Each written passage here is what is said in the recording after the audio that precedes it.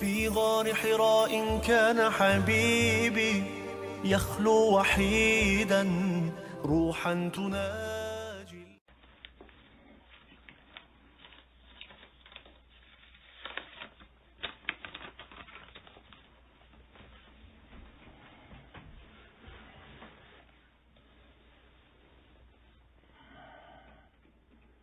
الحمد لله نحمده ونستعينه ونستغفره ونؤمن به ونتوكل عليه ونعوذ بالله من شرور أنفسنا ومن سيئات أعمالنا من يهده الله فلا مضل له ومن يضلله فلا هادي له ونشهد أن لا إله إلا الله وحده لا شريك له ونشهد أن سيدنا ومولانا محمدا عبده ورسوله. اما بعد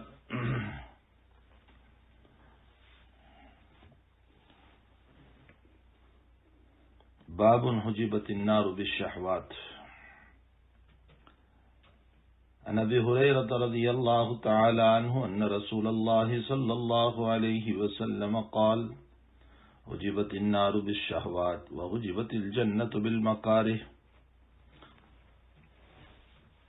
بزرگان محترم، معزز بھائیوں، دوستو، عزیزو اور ہماری خواتین، مائیں، بہنیں اور بیٹیاں، حق تعالی جل شانہ نے اس دنیا کو امتحان گاہ بنایا ہے. پہلے جو میں نے روایت پڑھی، امام بخاری رضی اللہ تعالیٰ عنہ نے اس کو کتاب الرقاق میں ذکر فرمایا ہے. اس کا ترجمہ پہلے سن لیں. ابو ہریرہ رضی اللہ تعالیٰ عنہ فرماتے ہیں کہ رسول اللہ صلی اللہ علیہ وسلم نے فرمایا جہنم کو چھپا دی گئی ہے شہوات کے ذریعے سے،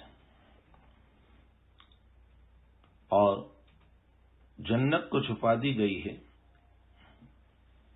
مکارہ اور ان اعمال کے ذریعے سے جس کا کرنا انسان کو مشکل لگتا ہے. اللہ تعالیٰ نے اس دنیا کو امتحان گاہ بنایا.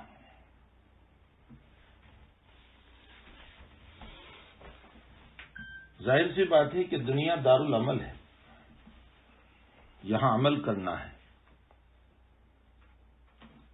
اور قیامت دار الجزا ہے، وہاں ہر ایک کو اس کا بدلہ ملے گا. چھوٹے سے چھوٹے عمل کا بدلہ اور بڑے سے بڑے عمل کا بدلہ یہ قیامت میں ملے گا. علانیہ کیا ہوگا ظاہراً اس کا بھی بدلہ ملے گا، چھپ کر کیا ہوگا اس کا بھی بدلہ ملے گا،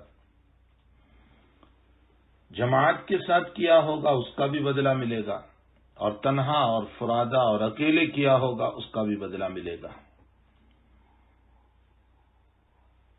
حق تعالی جل شانہ نے جزا میں، بدلے میں، دو بہت بڑی دنیا بنائی ہے. ایک دنیا کا نام جنت ہے، دوسری دنیا کا نام جہنم ہے.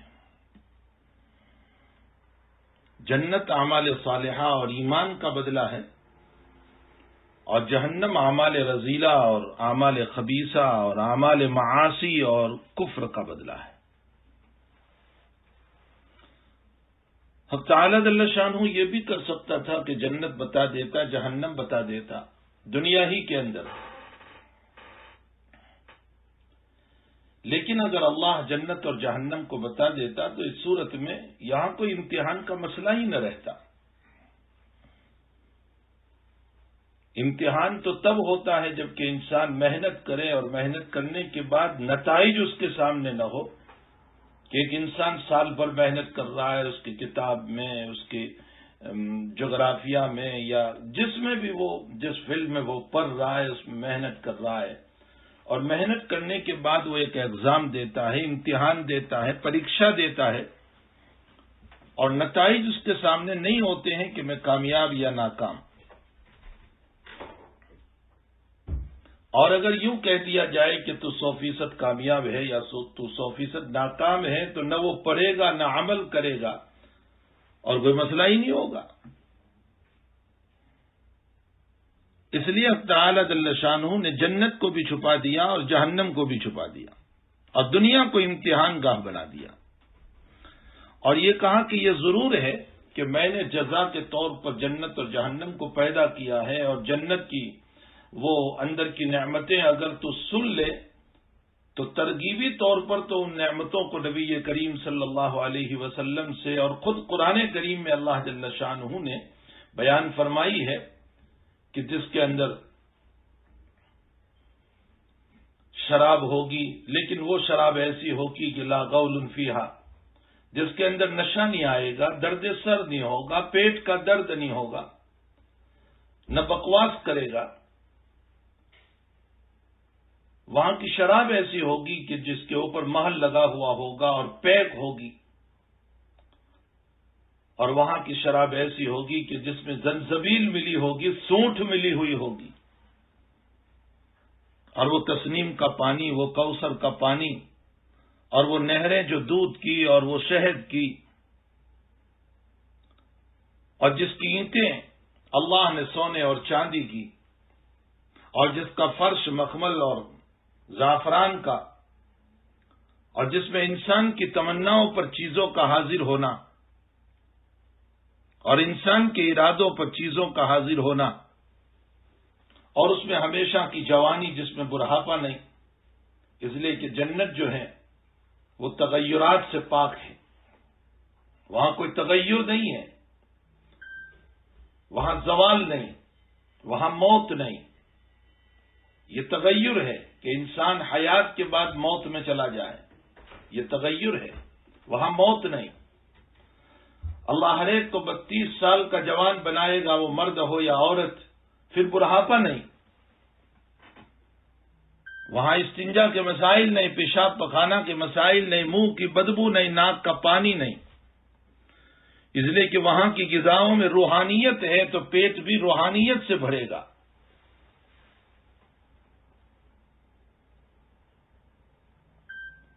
تو جنت کی یہ نعمتیں، اور روایتوں میں ہیں کہ اللہ تعالیٰ جل شانہ نے جو عورتیں وہاں بنائی ہے، جس کو حور عین کہا گیا ہے، جو ایک ایک جنتی کو دی جائے گی، اور ادنا سے ادنا جنتی کو 2 عورتیں ہوگی، اور بعض روایتوں میں اس سے بھی زیادہ تذکرہ آیا۔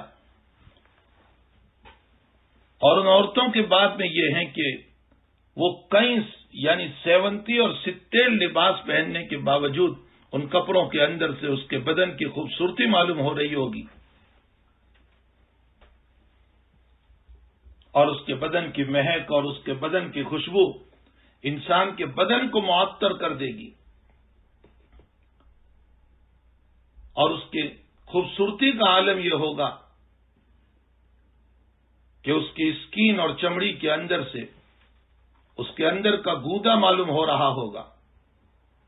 یہ وہاں کی خوبصورتی اللہ تعالی جل شانہ نے اپنے پیغمبر صلی اللہ علیہ وسلم کے ذریعے سے بیان فرمائی، اور روایتوں میں ہے کہ اگر وہ عورت اپنا دوپٹہ اس دنیا میں پھیلا دے، لہرا دے،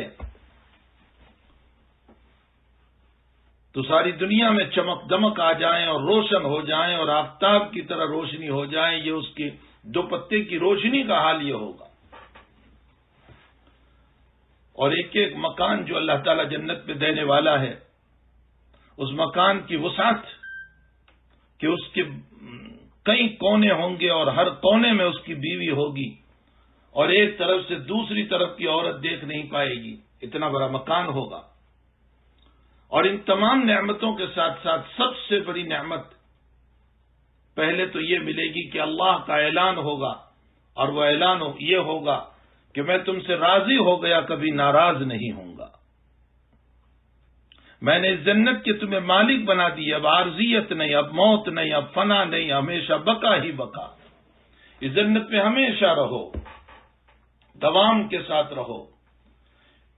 اور اس جنت میں کوئی عبادت نہیں، کوئی نماز نہیں، تم نہ نماز کے مکلف، نہ روزوں کے مکلف، نہ زکوٰۃ کے مکلف، نہ حج کے مکلف، کچھ نہیں، تمہیں یہاں عبادت نہیں کرنا ہے، میں نے تمہیں آرام کے لیے اس جنت کے اندر رکھ دیا ہے، اس لیے کہ دنیا میں میں نے تم سے عبادتوں کو مانگ لیا تھا، اخلاق کو مانگ لیا تھا، کیریکٹر کو مانگ لیا تھا، وہ تم نے ادا کر دیا۔ اب اس جنت کے اندر تمہارے لیے نعمتیں ہی نعمتیں ہیں، ہمیشہ رہو، میں تم سے راضی ہو گیا، فلا اسقط بعدہ ابدا، اب میں تم سے کبھی ناراض نہیں ہوں گا،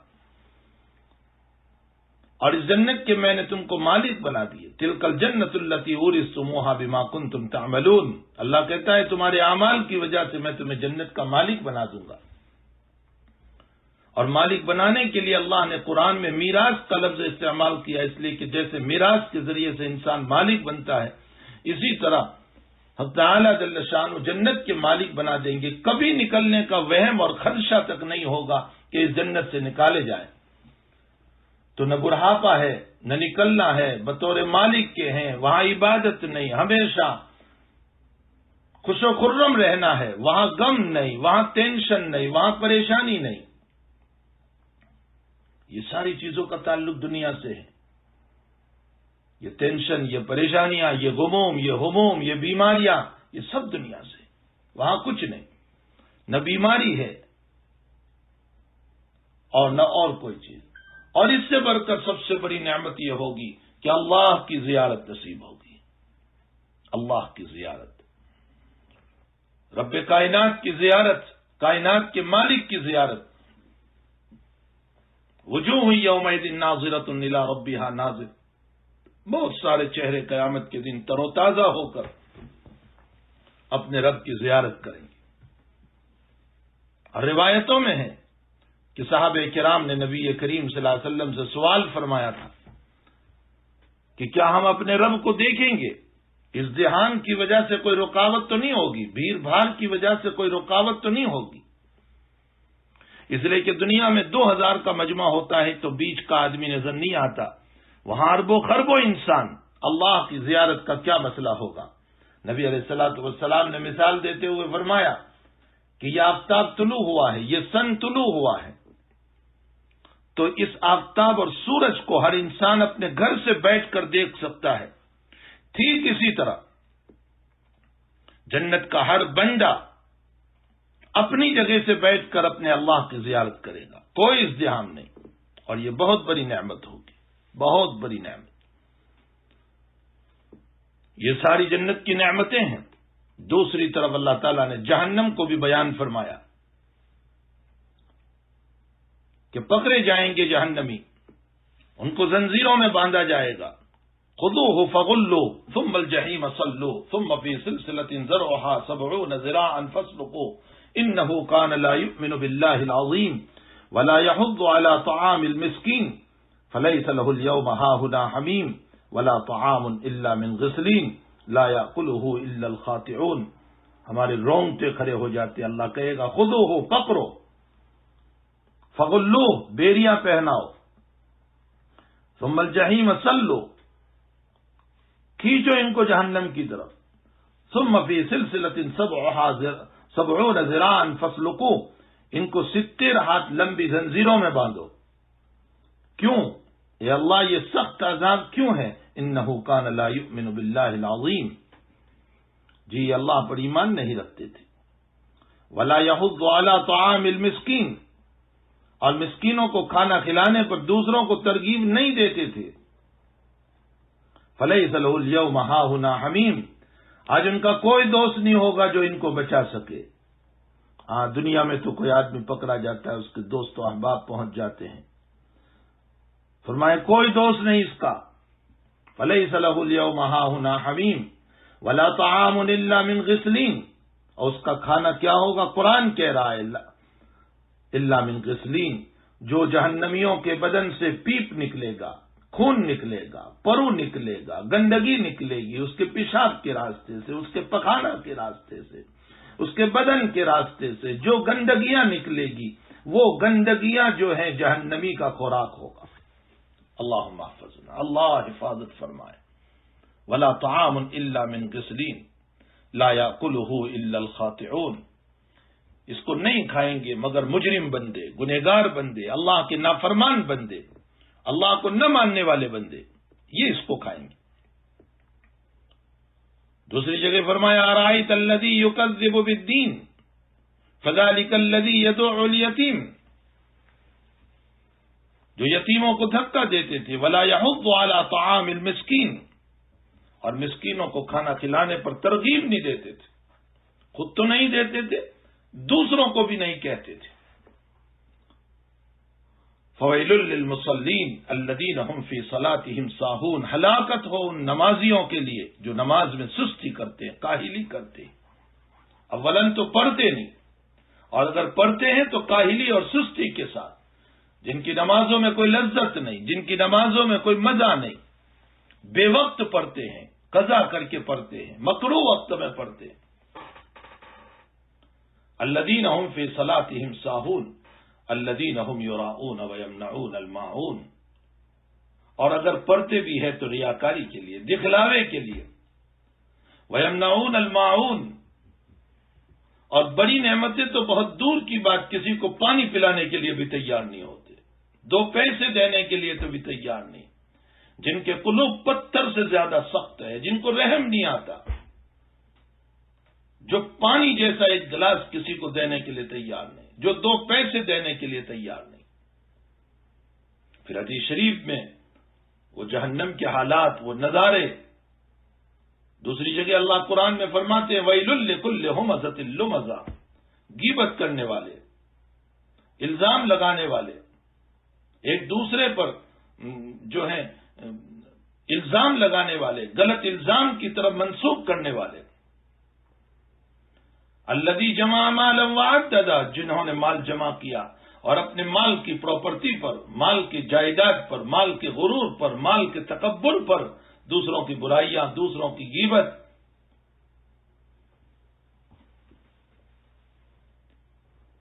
ویل لکل ہمزۃ لمزہ الذی جمع مالا وعددا یحسب ان مالہ اخلد، ان کا گمان یہ تھا کہ ہم دنیا میں ہمیشہ رہیں۔ کلا لینبذن فی الحطمہ، جی جہنم میں جاؤ گے، ایندھن بنائے جاؤ گے، حطمہ میں داخل ہوں گے۔ وما ادراک ما الحطمہ، اللہ پوچھ رہا ہے اپنے پیغمبر سے حطمہ کیا ہوتا ہے؟ نار اللہ الموقدہ، وہ بھڑکتی ہوئی آگ ہے، التی تطلع علی الافئدہ، جو بدن کو جلاتی جلاتی تمہارے دل تک پہنچ جائے گی۔ اور دنیا کی آگ جب بدن کو جلاتی ہے تو موت ہے، لیکن جہنم کی آگ دل تک پہنچے گی پھر بھی موت نہیں، وہاں موت ہے ہی نہیں۔ وہاں تو حال یہ ہوگا کہ جنت اور جہنم کے بیچ میں موت کو ایک دمبے کی شکل میں، ایک گھیٹے کی شکل میں لا کر کے ذبح کر دیا جائے گا۔ موت ختم، الحیات لا موت، اب حیات ہی حیات ہے۔ جنتیوں سے کہے گا ہمیشہ رہو جنت میں، جہنمیوں سے کہا جائے گا ہمیشہ رہو جہنم میں۔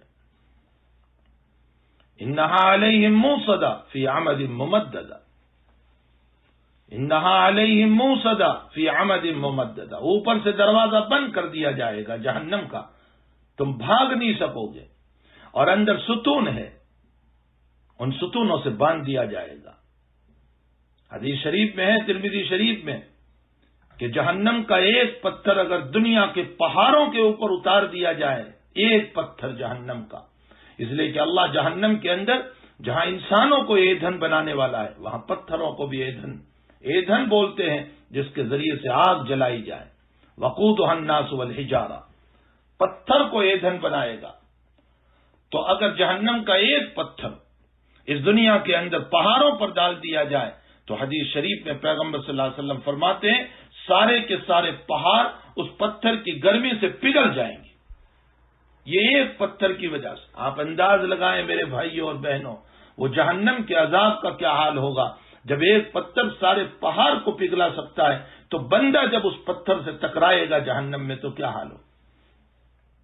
علامہ ابن ابی دنیا رحمۃ اللہ علیہ نے روایت نقل فرمائی کہ جہنم میں فرشتوں کو مارنے کے لیے جو ہتھوڑا دیا گیا ہے، لوہے کا جو ہوتا ہے، فرمایا دنیا کے انسان اور جن مل کر کے اس کو اٹھانا چاہے تو اٹھا نہیں سکتے، ایسے ہتھوڑے کے ذریعے سے مارا جائے گا۔ التی تطلع علی الافئدہ، انسان کے بدن کا حال یہ ہوگا کہ اس کو اتنا موٹا جہنم کے اندر بنایا جائے گا کہ ایک کندھے سے دوسرے کندھے تک چلنا ہو تو چل بھی سکتے ہیں، اتنے موٹے موٹے انسان بنائے جائیں گے تاکہ عذاب ہو اس کو۔ یہ ساری کیفیات اور یہ سارے حالات جنت و جہنم کے اللہ نے قرآن اور حدیث میں بیان کروائے اپنے پیغمبر صلی اللہ علیہ وسلم کے ذریعے سے، لیکن دنیا میں بتایا نہیں، دنیا دارالامتحان بنایا اور بندے کو یہ کہا کہ میرے بندے، میں تجھے عقل دیتا ہوں، شعور دیتا ہوں، وجدان دیتا ہوں، سمجھنے کی صلاحیت دیتا ہوں، دلائل دیتا ہوں، یہ آفتاب، یہ سورج، یہ چاند، یہ دنیا کا مہکنا، چہکنا، چلنا، پھرنا، یہ سب کی سب چیزیں جو ہیں میرے دلائل ہیں اللہ کی توحید کو سمجھنے کے لیے، اس کی عبادت کی طرف چلنے کے لیے، یہ سارے میرے دلائل ہیں۔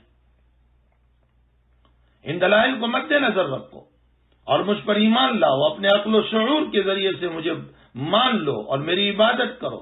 میں نے تم کو اپنی عبادت کے لیے پیدا کیا ہے، اور میری نافرمانی سے باز آ جاؤ، میری نافرمانی نہ کرو۔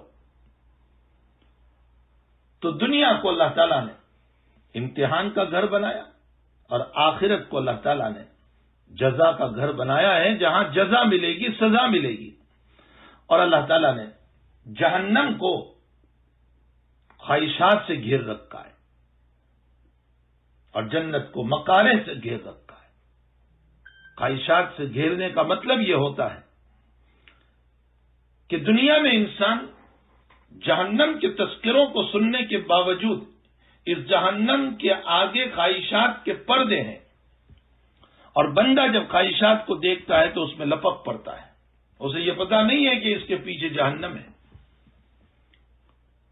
جیسے شکاری کبوتر کو پکڑنے کے لیے جال ڈالتا ہے تو نیچے دانے بھی ڈالتا ہے۔ اب وہ کبوتر دانا تو دیکھ رہا ہے لیکن اس کو جال نظر نہیں آتی، اور وہ دانے کی لالچ میں، خواہشات میں وہ اس جال پر جا گرتا ہے اور اس کے پاؤں اس کے اندر پھنس جاتے ہیں۔ ٹھیک اسی طرح ان خواہشات کے پیچھے جہنم ہے۔ انسان خواہشات میں جب پڑتا ہے، بے حیائیوں میں، گناہوں میں، معاصی میں، اللہ کی بغاوت میں، اجنبی عورتوں کو دیکھنے میں، غلط لذتوں میں، اور اب تو حال یہ ہو گیا کہ کسی زمانے میں تو ان بے حیائی کے کاموں کو کرنے کے لیے اور کھیل کود کے لیے میدان میں جانا پڑتا تھا، اب تو حال یہ ہے کہ ساری دنیا کے بے حیائی کے توئیز اور بے حیائی کی چیزیں اب مارکیٹ میں مل رہی ہے، اور خرید کر کے ہم گھروں میں لا رہے ہیں، اور ہمارا بیڈ روم اور سلیپنگ روم اور سٹنگ روم اور ہمارے سارے روم ان کھیل کود کے چیزوں سے بھرا ہوا ہے، اور وہ ہے ٹیلی ویژن جو ہر جگہ رکھا ہوا ہے، جہاں سے سارے ناچ گان اور بے حیائی کی دعوتیں اور بے حیائی کی باتیں ریلیز ہو رہی ہے اور ہمارے سینوں میں پیوست ہو رہی ہے۔ اور میرا بچہ بھی میرے ساتھ بیٹھ کر دیکھ رہا ہے، میری بیوی بھی میرے ساتھ بیٹھ کر دیکھ رہی ہے، میرا شوہر بھی میرے ساتھ بیٹھ کر دیکھ رہا ہے، میرے معصوم بھی میرے ساتھ بیٹھ کر دیکھ رہے ہیں۔ پہلے کسی جگہ جانا پڑتا تھا، اب تو ہم گھر ہی کے اندر بے حیائی کی چیز کو خرید کر لے آئے۔ میرے بھائیوں اور میری بہنوں، اب تو ہم نے اپنے گھر ہی کو بے حیائی کا مکان بنا دیا، غلط کاموں کا مکان بنا دیا۔ روایت میں ہے کہ نبی اکرم صلی اللہ تعالی علیہ وسلم فرماتے ہیں حدیث قدسی میں کہ اللہ نے جب جنت کو بنایا تو جبریل سے کہا جاؤ میری جنت دیکھ کر آؤ۔ جبریل جنت دیکھنے گئے، فرمایا باری تعالیٰ کوئی بھی اس جنت کو دیکھنے کے بعد تیری نافرمانی نہیں کرے گا، کبھی نہیں کر سکتا۔ ان نعمتوں کو دیکھ کر کون تیری نافرمانی کرے گا؟ پھر کہا اب دیکھ کر آؤ۔ اب دوسری مرتبہ گئے تو جنت کے چاروں طرف مکارے، یعنی ان اعمال کو لگایا گیا تھا جن اعمال کا دنیا میں بندے کو مکلف بنایا گیا کہ نماز پڑھو، عبادت کرو، اچھے اخلاق سے رہو، بے حیائی کا کام نہ کرو، غیبت اور فحش نہ کرو، زنا اور چوری نہ کرو۔ یہ سارے کام جنت کے چاروں طرف یہ مکارے ہیں جو انسان کے لیے کرنا مشکل ہوتا ہے۔ یہ سارے مکارے سے جنت کو گھیر لیا گیا۔ اب جبریل نے دیکھا تو فرمایا باری تعالیٰ اب تو ایسا لگتا ہے کہ کوئی جنت میں نہیں جائے گا، اس لیے کہ ان اعمال کو نہیں کرے گا لا محالہ وہ جنت میں نہیں جائے گا۔ فرمایا جاؤ میری جہنم کو دیکھ کر آؤ۔ گئے جہنم کو دیکھنے، اندر کے حالات کو دیکھ کر کے فرمایا رب کریم یہ ایسی بھڑکتی ہوئی آگ ہے کہ اس کو دیکھنے کے بعد کبھی کوئی تیری نافرمانی نہیں کر سکتا ہے، ہر ایک کو ڈر رہے گا۔ تھوڑی دیر کے بعد فرمایا آپ دیکھ کر آؤ۔ اب جو جہنم میں دیکھنے گئے ہیں تو چاروں طرف خواہشات کے پردے لگے ہوئے ہیں، زنا کے پردے، ہوس کے پردے، عیاشیوں کے پردے، آرام کے پردے، راحت طلبی کے پردے، سارے پردے خواہشات کے لگے ہوئے ہیں۔ اب جو دیکھا فرمایا رب کریم اب ایسا لگتا ہے کہ تیرے سارے ہی بندے ان خواہشات کی وجہ سے جہنم میں چلے جائیں گے۔ اسی کو فرمایا حجبت النار بالشہوات، ہم نے جہنم کو شہوتوں سے گھیر رکھا ہے۔ جو انسان شہوتوں والے اعمال کرے گا اس کے پیچھے جہنم ہے، وہ سیدھا جہنم میں جائے گا۔ اس لیے میرے بھائیوں اور بہنوں، ہمیں حرام اور ناجائز خواہشات سے اپنے آپ کو بچانا ہے۔ ایک تو حلال خواہشات ہوتی ہے جس کی شریعت نے اجازت دی، ہنسی مذاق اپنی جگہ پر جائز ہے، بشرطے کہ کسی کی توہین نہ ہو، بے عزتی نہ ہو، مزاح ہو، کسی کے خلاف سازش نہ ہو۔ اپنی بیوی کے ساتھ محبت بالکل جائز ہے، بلکہ مطلوب ہے شریعت میں، بلکہ ثواب ملے گا۔ نبی علیہ السلام نے فرمایا محبت کے ساتھ تیرے بیوی کے منہ میں لقمہ دیتا ہے اس پر بھی ثواب۔ اپنی بیوی سے دل لگی، اس سے محبت کرنا، اس سے پیار کرنا، یہ مطلوب ہے۔ حتیٰ کہ انسان ملاقات کرتا ہے تو اس پر بھی ثواب۔ ایک بیوی کو کہا گیا کہ تیری ساری خوبصورتی اور تیری رہنائیاں اور تیرے کپڑوں کا بناؤ سرگار تیرے شوہر کے لیے ہوگا۔ ایک انسان کی طبیعت ہے اچھے کپڑے پہننا، وہ اچھے کپڑے پہنتا ہے، اللہ کے دیے ہوئے حلال مال کے سامنے رکھ کر، جائز ہے۔ ایک انسان کی طبیعت ہے اچھے جوتے پہننا، اچھے شوز پہننا، اپنے حلال مال سے اچھے شوز اور جوتے پہن رہا ہے، کوئی حرج نہیں، جائز ہے۔ شریعت نے اس کو جائز قرار دیا۔ حدود شرع میں رہ کر، شریعت کے حدود میں رہ کر اپنے تقاضوں کو پورا کرنا یہ شریعت میں برا نہیں ہے، لیکن حرام خواہشات کو پورا کرنا، ناجائز خواہشات کو پورا کرنا۔ اور یہ بھی یاد رکھے میرے بھائیوں اور بہنوں کہ ان خواہشات کے ذریعے سے اولاً تو انسان کی ہر خواہش پوری ہوتی ہی نہیں، بڑے سے بڑا مالدار کیوں نہ ہو، عہدے دار کیوں نہ ہو، بادشاہ کیوں نہ ہو، ہر انسان کی خواہشات پوری ہوتی ہی نہیں، اس لیے کہ ایک خواہش پوری نہ ہوئی کہ دوسری پوری نہ ہوئی کہ تیسری پوری نہ ہوئی کہ چوتھی، بس چلتا ہی رہتا ہے معاملہ۔ ایک دکان تھی کہ دوسرے کی فکر، اور دوسری تھی کہ تیسرے کی فکر، اور چوتھی کی فکر، بس ایک کے بعد ایک چلتا ہی رہتا ہے۔ خواہشات انسان کی کبھی پوری نہیں ہوتی، اور اس کے ساتھ ساتھ نفس جب برائیوں کا عادی ہو جاتا ہے، خواہشات کا عادی ہو جاتا ہے، تو پھر اس کی دل کا سکون بھی ختم ہو جاتا ہے، اس میں قرار نہیں آتا، اس میں سکون نہیں آتا۔ آپ دیکھیں مغربی دنیا کے اندر،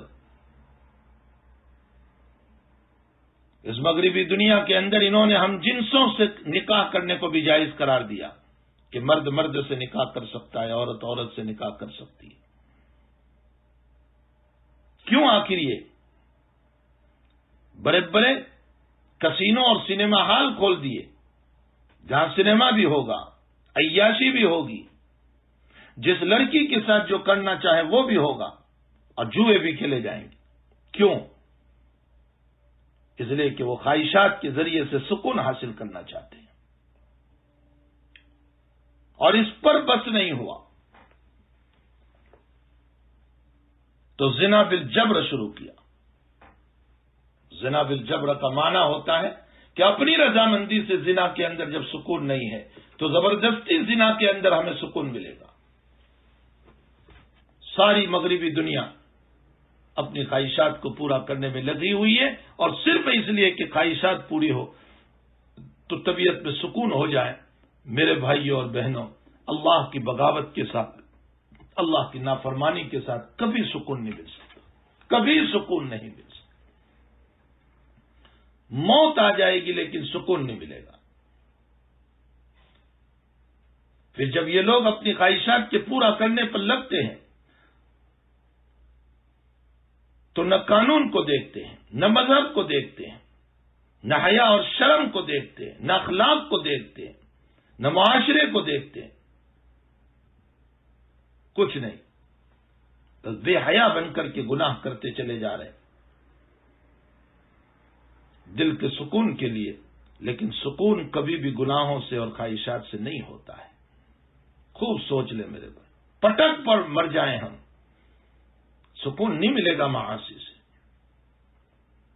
بلکہ حدیث شریف میں تو یہ کہا گیا کہ میری امت پر ایک دور یہ آنے والا ہے کہ سب سے بڑا نیک انسان وہ سمجھا جائے گا جبکہ ایک عورت اور ایک مرد کھلے عام زنا کر رہے ہوں گے تو وہ مرد جا کر کے ان کو یہ کہے گا بھائی تم اس درخت کے پیچھے جا کر کے یہ کام کر لو، سامنے نہ کرو۔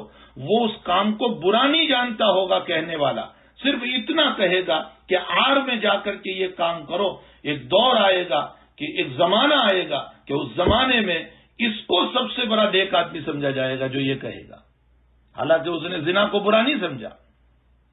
آپ انداز لگائیں کہ یہ معاشرہ اور یہ مذہب، یہ معاشرہ اور یہ بد تہذیبی اور بد اخلاقی کہاں تک چلی جائے گی۔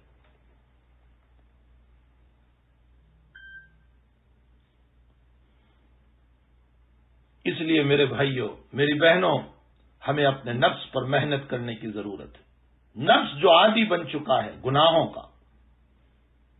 مسند احمد کی روایت ہے کہ انسان کا جب جی چاہے کسی اجنبی عورت کی طرف دیکھنے کو، پرائی عورت کی طرف دیکھنے کو، تو اپنے نفس پر، اپنے دل پر ہتھوڑے مارے، خوب محنت کرے، اسی وقت جو ہے اپنی نظروں کو جھکا لے۔ اللہ تعالیٰ اس کے قلب پر حکمت کو جاری فرما دیتے ہیں، اس کے دل کو منور بنا دیتے ہیں۔ یہ صرف دیکھنے کے مسئلے سے نہیں، یہ تمام مسئلوں سے۔ انسان کا جی غیبت کو چاہتا ہے اور انسان اپنے آپ کو غیبت سے بچا لے، اللہ اس کے قلب کو منور کر دیتا ہے۔ انسان کا جی اور کسی گناہ کو چاہتا ہے، الزام کو چاہ رہا ہے، اور انسان اپنے آپ کو بچا لے، حق تعالیٰ اس کے قلب پر نور پیدا کر دیتے ہیں۔ تو اپنے قلب پر محنت کی ضرورت ہے۔ علامہ بصیری رحمۃ اللہ تعالی علیہ، جنہوں نے قصیدہ بردہ لکھا ہے، کچھ اشعار لکھے ہیں شان نبوت صلی اللہ علیہ وسلم میں، ان کا ایک بہت تفصیلی واقعہ ہے۔ انہوں نے شان اقدس صلی اللہ علیہ وسلم میں کچھ اشعار لکھے ہیں۔ اس میں نفس کی مثال دیتے ہوئے آپ نے فرمایا کہ نفس کی مثال جو ہے وہ ایک چھوٹے بچے کی طرح ہے، جو دودھ پیتا بچہ ہوتا ہے، اس کی مثال ہے۔ ماں اس کو دودھ پلاتی رہتی ہے، لیکن ایک وقت آتا ہے کہ ماں اپنے بچے کو دودھ چھڑاتی ہے، اور دودھ چھڑانے کے لیے ایلوا لگاتی ہے، کرواہٹ لگاتی ہے، بچے کو دور رکھتی ہے، کوشش کرتی ہے، حالانکہ ماں کو معلوم ہے کہ میں نے دودھ چھڑایا ہے، یہ رات میں روئے گا، مجھے سونے نہیں دے گا، یہ پریشان کرے گا۔ ماں سب کچھ برداشت کر لیتی ہے، لیکن برداشت کرتے ہوئے اس بچے کے دودھ کو چھڑانے کی کوشش کرتی ہے، اس لیے کہ اگر دودھ نہیں چھڑایا گیا تو نتیجہ یہ ہوگا کہ یہ بچہ بڑا ہو کر بھی نہ روٹی کھائے گا، نہ کھانا کھائے گا، بلکہ ہر وقت دودھ کے اندر مشغول رہے گا۔ اس لیے ماں بچپن ہی سے اس کو دودھ چھڑانے کی کوشش کرتی ہے۔ ٹھیک اسی طرح علامہ بصیری رحمۃ اللہ علیہ فرماتے ہیں، ہمارا نفس بھی گناہوں کا عادی ہو چکا ہے، اس کو عبادت کے ایلوے کے ذریعے سے، عبادت کی کرواہٹ کے ذریعے سے، اور اللہ کی محبت کے ذریعے سے، اور اللہ کی عبادتوں کی لذتوں کے ذریعے سے اس نفس کو جو ہے گناہوں سے روکنا ہے۔ اگر ہم نہیں روکیں گے تو بڑھاپا آ جائے گا، قبر میں پاؤں پہنچ چکے ہوں گے، لیکن وہ گناہ سے نہیں رکے گا، اس لیے کہ اس کو عادت پڑی ہے گناہ کرنے کی، وہ عادی ہو چکا ہے گناہ کرنے کا، اس کو لذت آ چکی ہے گناہ کرنے میں۔ اور حقیقت یہ ہے کہ دلوں کا سکون اور دلوں کا چین تو اللہ کی یادوں میں ہے، عبادتوں میں ہے، نمازوں میں ہے۔ الا بذکر اللہ تطمئن القلوب۔ اللہ کے ذکر کے اندر قلوب کو اطمینان ملتا ہے.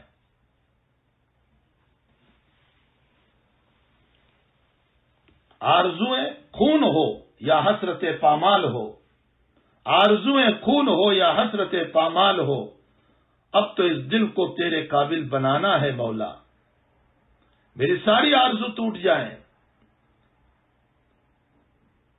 میری ساری حسرتیں اور تمنائیں پامال ہو جائیں، لیکن اے اللہ میں اپنے دل کو تیرے قابل بناؤں گا.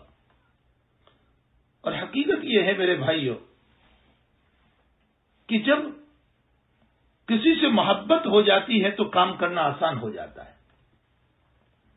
علامہ رومی رحمۃ اللہ علیہ نے معارف مثنوی میں لیلا مجنو کا واقعہ بیان کیا، اور جب لیلا نے یوں کہا کہ اگر تو میرا دیوانہ ہے تو میرے لیے دودھ کی نہر کھود، تو مجنو نے وہ کام بھی شروع کر دیا. آپ انداز لگائیں کہ ایک لیلا کی محبت کی خاطر دودھ کی نہر کھودنے کو شروع کر دیا. کیوں؟ اس لیے کہ محبت میں کام آسان ہو گیا. ایک عورت کو بچے نہیں ہوتے، اولاد نہیں ہوتی، میں بہت موٹی مثال سے سمجھاؤں، اولاد نہیں ہوتی، وہ دعائیں کرواتی ہے، وہ بزرگوں کے پاس جاتی ہے، نہ معلوم کہاں کہاں جاتی ہے، مجھے اولاد چاہیے، مجھے اولاد چاہیے. اس موقع پر کوئی اولاد والی عورت اس سے یوں کہے کہ خاموخواہ مصیبت کو اپنے سر پر لے رہی ہے. جب اولاد پیٹ میں آئے گی تو کھانا مشکل، پینا مشکل، وومیٹنگ، بیماریاں، اور اگر نارمل بچہ پیدا نہ ہوا تو تیرا آپریشن اور سیزر، ایک مستقل پریشانی. اور بچہ جب دنیا میں آیا تو تیرے راتوں کا سونا، اطمینان کا سونا ختم، تجھے رات رات بھر جاگنا پڑے گا اس کی بیماری پر، تو بیمار. کیوں خاموخواہ مصیبت اپنے سر پہ لے رہی؟ وہ یہی کہتی ہے کہ نہیں، مجھے اولاد چاہیے، اس لیے کہ مجھے اولاد سے محبت ہے، مجھے اولاد چاہیے. اور وہ اولاد کی خاطر سب کچھ قربان کرنے کے لیے تیار ہو جاتی ہے. ایک ماں رات کو اٹھنا، بچہ پیشاب کر رہا ہے، سخت سردی چل رہی ہے، اس سخت سردی کے اندر بھی اگر بچے نے پیشاب کر لیا، ماں اٹھے گی، اس کو صاف کرے گی. کیوں؟ بچے سے محبت ہے.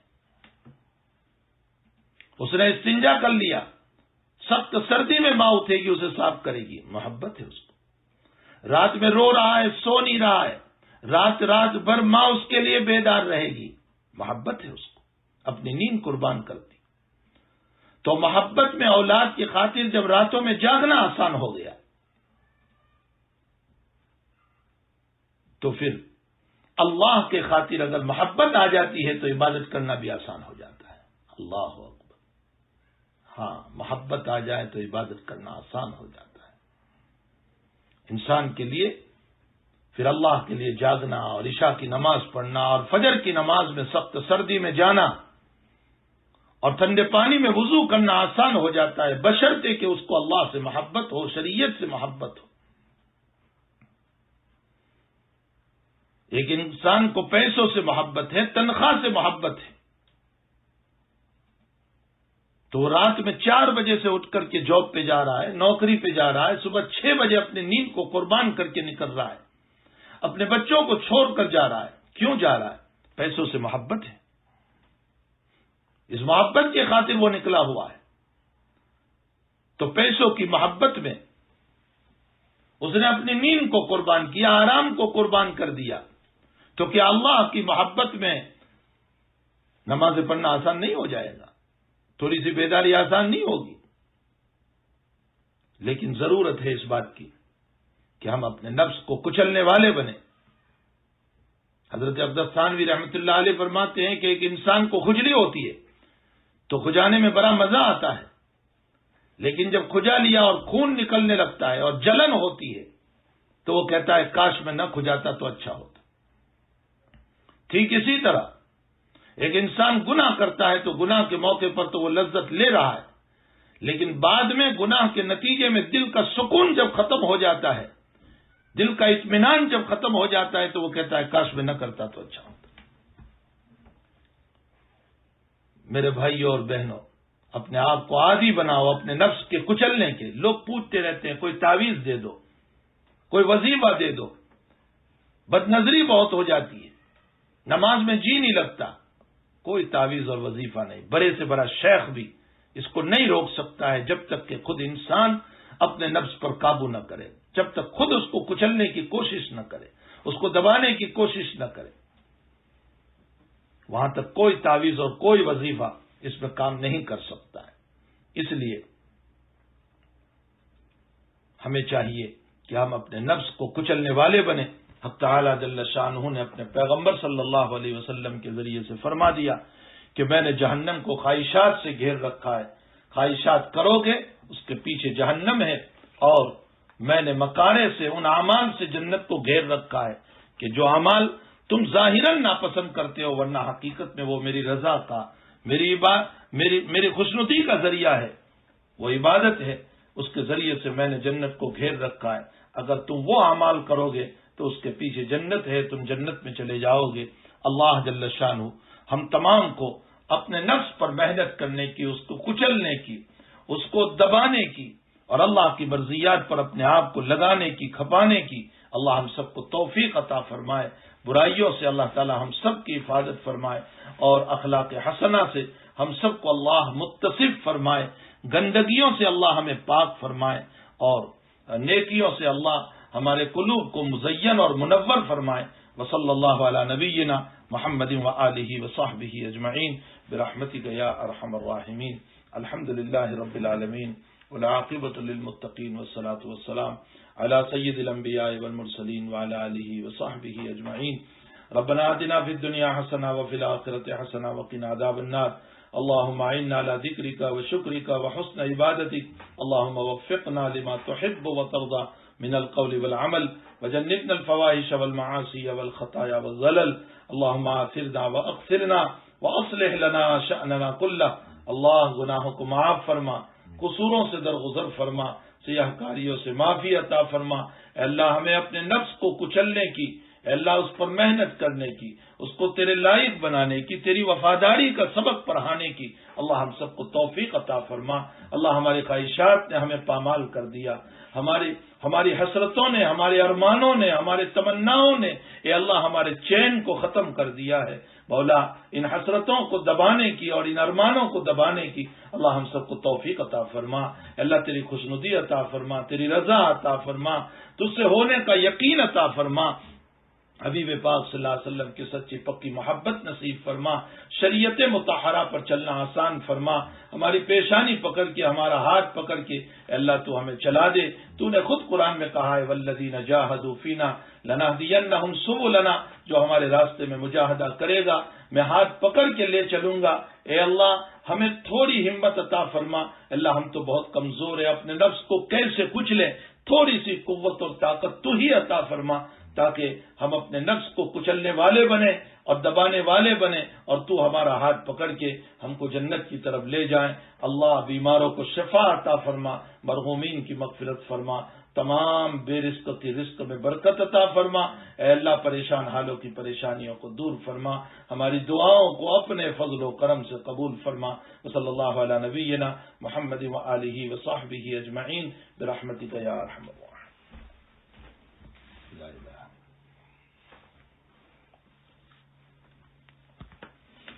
الحمد للہ.